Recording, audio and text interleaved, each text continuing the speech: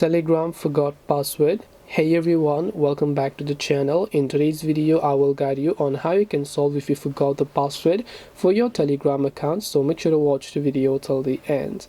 Now if you happen to forget your Telegram account password, normally it will only ask you for a password if you had set up two-factor authentication. So whenever you try to log into your account using a phone number, you also get the verification code here.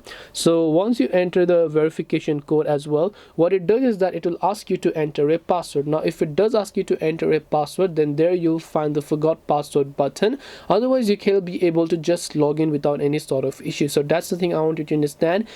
It will only ask you for a password if you had set up two-factor authentication. If you had not set up two-factor authentication, it will not ask you for a password. And if you don't remember your password, you can tap the forgot password option, and when you tap on forgot password option, you should be able to send the code to your email address and then reset your password in that way.